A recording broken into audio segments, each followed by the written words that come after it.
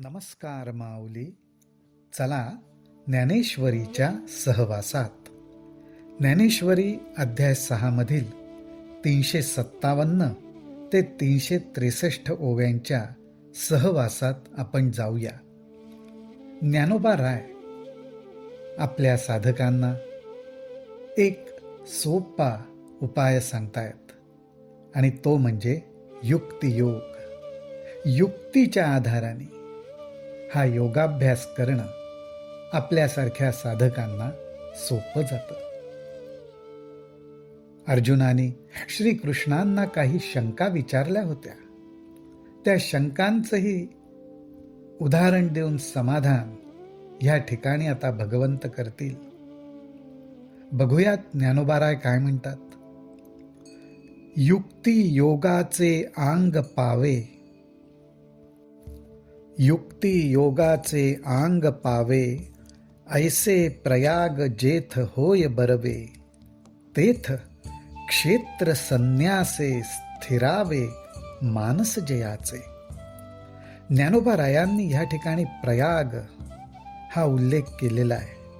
अर्थात प्रयाग क्षेत्री ज्याप्रमाणे गंगा नदी आणि यमुना नदीचा संगम झाला आहे, तसाच संगम युक्ती योगाच्या आधाराने साधकाच्या ठिकाणी घडतो आणि तो ज्या ठिकाणी घडतो त्या देहाला क्षेत्र म्हटलेलं आहे.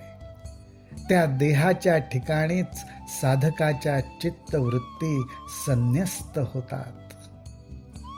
अर्थात विषयांकडे जी मनाची स्वाभाविक ओढ आहे ती नाहीशी होते. अशा रीतीने मनाचा आणि बुद्धीचा जणू काही या क्षेत्रामध्ये संगम होतो आणि चित्तवृत्ती संन्यस्त होते. ज्ञानोबाराय म्हणतात हे युक्ती योगाने घडतं. तया ते योग युक्त म्हण, हेही प्रसंगे जाण, ते दीपाचे उपलक्षण निर्वातींचिया. भगवंत म्हणतात, अर्जुना तया ते योगयुक्त म्हण. त्या साधकालाच आम्ही योगयुक्त म्हणतो हे तू ह्या प्रसंगाने जाण. आणि त्याचं मानस ज्या प्रकारे स्थिरावतं त्यासाठी ह्या ठिकाणी एक उपमा देवीशी वाटते. ती म्हणजे ज्याप्रमाणे ज्या ठिकाणी वाऱ्याचा संबंध नाही त्या ठिकाणी लावलेल्या दिव्याची ज्योत अत्यंत स्थिरपणे तेवत असते, त्याचप्रमाणे विषयांमुळे कुठल्याही प्रकारे मनामध्ये अस्थिरता नसते. असं ह्या साधकाचं मानस स्थिरावलेलं असतं. पुढे भगवंत म्हणतात, आता तुझे मनोगत जाणोनी, काही एक आम्ही म्हणोनी, ते निके चित्त देऊनी परिसा वेगा. ह्या योगाभ्यासाला धरून अर्जुनाच्या मनामध्ये काही शंका आल्या होत्या. त्या शंका ते अर्जुनाचं मनोगत भगवंतांनी जाणलं आणि भगवंत म्हणतात, आता त्याचाही आम्ही खुलासा करतो, तू चित्त देऊन ऐक. भगवंत अर्जुनाला म्हणतात, तू प्राप्तीची चाड वाहसी, परी अभ्यासी दक्षू नवसी, ते सांग पाम काय बिहसी दुवाडपणा. माऊली हो, भगवंत अर्जुनाला म्हणतात, हे अर्जुना तू प्राप्तीची चाड वाहसी, ही ब्रह्मप्राप्ती मला व्हावी ही इच्छा तू मनामध्ये धरतोस. परंतु परी अभ्यासी दक्षू नवसी, परंतु योगाभ्यास करण्याविषयी तुझं लक्ष नाहीये, त्या ठिकाणी दक्ष नाहीयेस तू. ते सांग पाम काय बिहसी दुवाडपणा. आणि ह्या योगाभ्यासाच्या ठिकाणी लक्ष न देण्याचं कारण तो दुवाड म्हणजे तुला अवघड वाटतो, अशी तुझ्या मनाला भीती वाटते का? तरी पार्था हे झणे सायास घेशी हो मने, वाया बागुल ये दुर्जने इंद्रिये करीती. भगवंत म्हणतात, अर्जुना, तू मनामध्ये असा विचार करशील की हा योगाभ्यास करणं अवघड आहे, कसा मला जमणार. परंतु एक लक्षात ठेव, ही इंद्रिय दुर्जन. ज्ञानोबा रायांनी या ठिकाणी इंद्रियांना दुर्जन म्हटलेलं आहे. वाईट प्रवृत्तीच्या लोकांसारखे दुर्जन. आणि ही दुर्जन इंद्रियच बागुलबुवासारखी मनामध्ये भीती निर्माण करतात. माऊली हो, या ठिकाणी लक्षात ठेवण्यासारखी गोष्ट आहे. ज्ञानोबा राय आपल्या साधकांना सावध करतायत की इंद्रिय बागुलबुवा म्हणून मनात भीती निर्माण करतात, अन्यथा हा युक्तियोग अवघड नाही.